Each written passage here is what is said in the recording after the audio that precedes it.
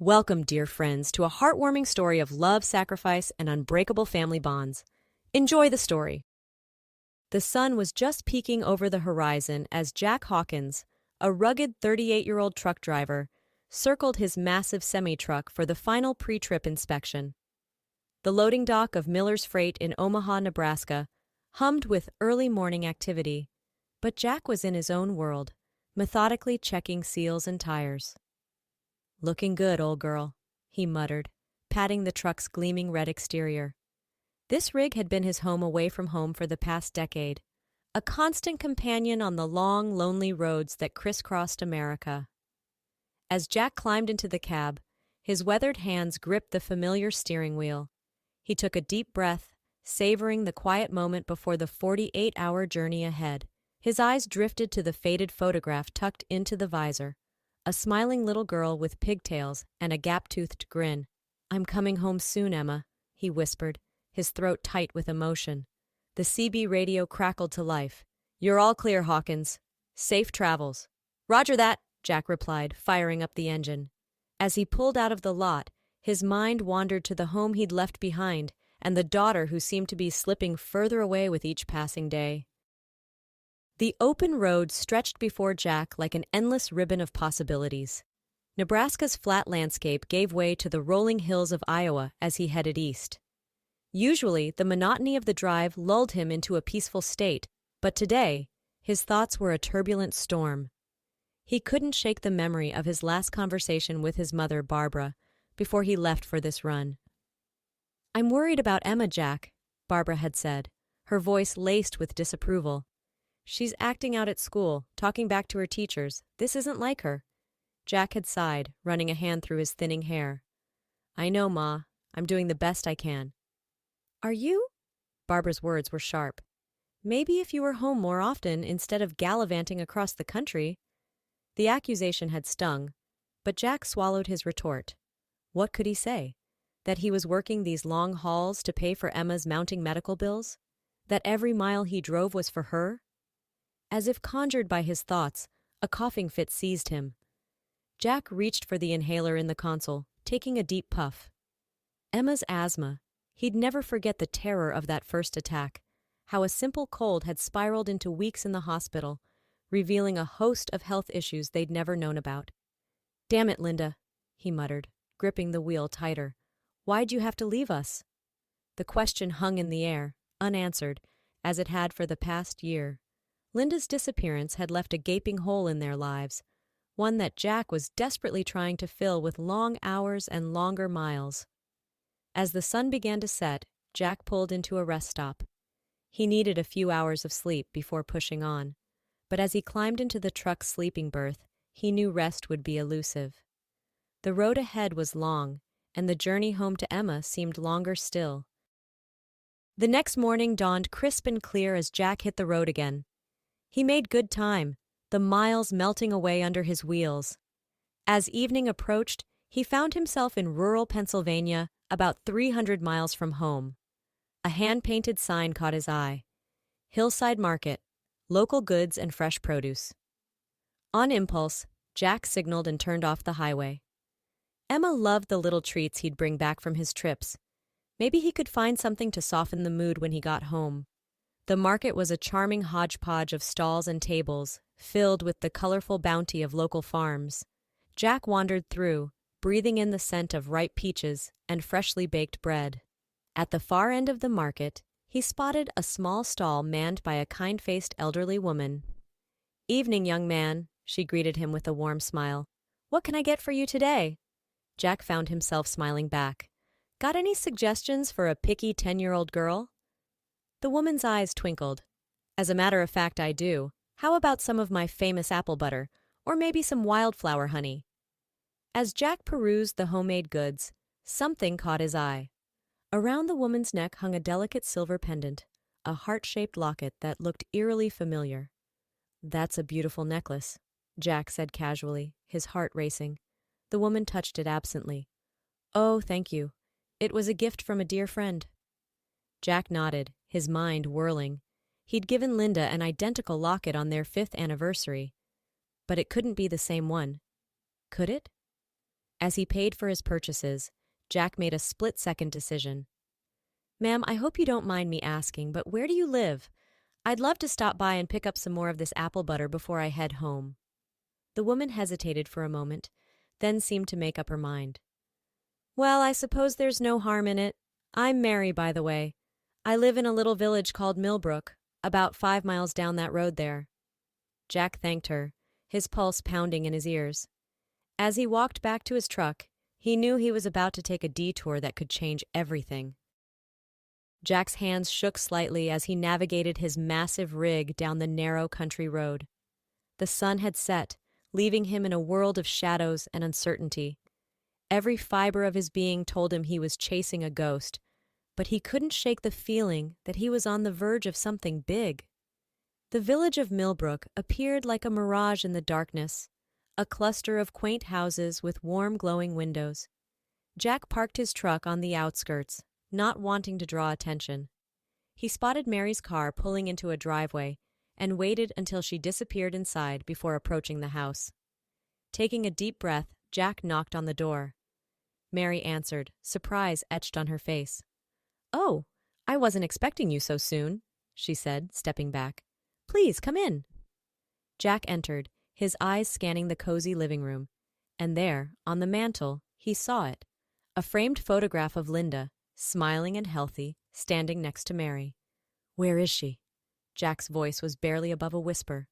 Mary's face fell, realization dawning. "You're Jack, aren't you? Linda's husband." Jack nodded, his emotions threatening to overwhelm him. "Please, I need to know. Is she alive?" Mary sank into an armchair, gesturing for Jack to sit. "Yes, she's alive. But Jack, there's so much you need to understand." Over the next hour, Mary unfolded a tale that left Jack reeling. She told him how she'd found Linda wandering along this very road a year ago, sick and disoriented, how Linda had been diagnosed with a rare, aggressive form of cancer, and how, in her fear and desperation, Linda had made the heartbreaking decision to disappear rather than burden her family with her illness. "But why?" Jack choked out, tears streaming down his face. "We would have faced it together. We could have—" Mary reached out, patting his hand gently. "She was scared, Jack. And she mentioned something about your mother convincing her it was for the best." Jack's blood ran cold as the pieces fell into place. His mother's insistence that Linda had run off with another man, her eagerness to step in and help with Emma, it all made a twisted kind of sense now. "Where is she now?" Jack asked, standing up. "I need to see her." Mary nodded, leading him out of the house and down the street. As they approached a small cottage, Jack's heart thundered in his chest. This was it, the moment he'd dreamed of for a year, yet never truly believed would come. Mary knocked softly on the door. "Linda, dear? There's someone here to see you." The door opened, and there she was. Linda looked thinner, paler than Jack remembered, but her eyes, those beautiful eyes he'd fallen in love with, lit up with recognition. "Jack?" she whispered, her voice trembling. And then they were in each other's arms, a tangle of tears and whispered apologies and promises. Jack held her as if he'd never let go again, breathing in the scent of her hair, feeling the beat of her heart against his chest. "I'm so sorry," Linda sobbed. "I thought I was protecting you and Emma. I never meant to hurt you like this." Jack pulled back, cupping her face in his hands. "We're going home, Linda. Together. Whatever comes next, we'll face it as a family." As they walked back to Jack's truck, hand in hand, the village came alive around them. Curtains twitched, doors opened, and soon a small crowd had gathered to witness the reunion. Jack helped Linda into the passenger seat, then turned to Mary. "Thank you," he said, his voice thick with emotion, "for everything." Mary smiled, tears in her eyes. "Just promise me you'll bring her back to visit sometime."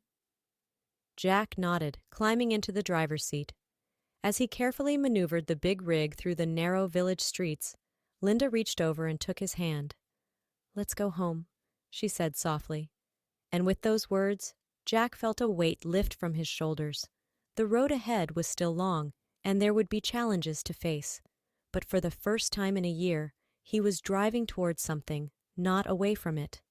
As the lights of Millbrook faded in his rearview mirror, Jack allowed himself to hope. Emma would have her mother back. He would have his wife. And together, they would find a way to heal the wounds of the past year. The truck rumbled down the highway, carrying its precious cargo home. And in the quiet of the cab, two hearts beat as one, finding their rhythm once again on the long road of life. The familiar streets of their hometown in Ohio never looked so beautiful to Jack as they did in the pre-dawn light. Linda dozed in the passenger seat, exhausted from the emotional journey.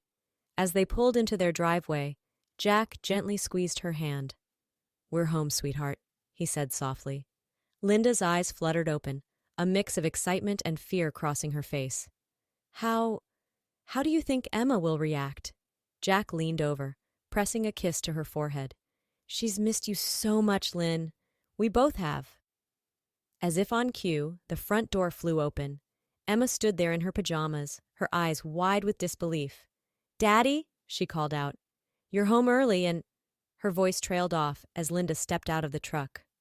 For a heartbeat, time seemed to stand still. Then Emma was running, her bare feet slapping against the driveway. "Mommy!" she cried, launching herself into Linda's arms. Linda caught her, stumbling slightly under the impact. Jack was there in an instant, supporting them both as they sank to the ground in a tangle of tears and laughter. "I'm here, baby," Linda sobbed, stroking Emma's hair. "I'm so sorry. I'm here now." Jack enveloped them both in his arms, his own tears falling freely.